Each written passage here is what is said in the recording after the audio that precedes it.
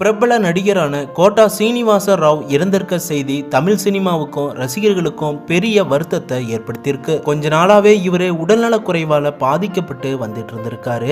தமிழ்ல 2003 வெளியான சாமி படத்துல வில்லன் கேரக்டர்ல நடிச்சாரு. அந்த டைம்ல நிறைய படங்கள்ல வில்லன் கேரக்டர்ல பிரபலமான ஒரு வில்லன் நடிகரா நடிச்சிட்டு வந்தவர் தான் கோட்டா சீனிவாச ராவ். அது மட்டுமல்லாம குத்து, ஏய், ஜோர், திருப்பாச்சி போன்ற படங்கள்ல நடிச்சு வில்லன் கேரக்டராகவே வாழ்ந்தாரு அப்படின்னு தான் சொல்லணும்.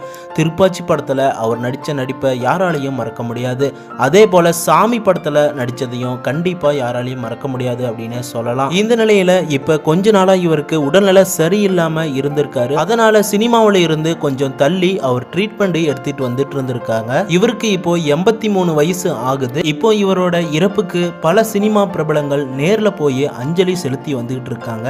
ரசிகர்களும் ஒரு சில பிரபலங்களும் இணையதளம் வழியாகவும் அவங்களுக்கு அஞ்சலியை செலுத்தி வந்துகிட்டு இருக்காங்க. தமிழ் சினிமா ரசிகர்கள் எல்லாருமே ஆழ்ந்த வருத்தத்தோட அஞ்சலியை செலுத்தி வந்துகிட்டு இருக்காங்க. இந்த மாதிரி ஒரு நடிகர் மறுபடியும் தமிழ் சினிமாவுக்கு கண்டிப்பா கிடைக்க மாட்டாரு அப்படின்னு பலரும் இப்ப அவருக்கு ஆழ்ந்த வருத்தத்தை தெரிவிச்சு வந்துட்டு இருக்காங்க.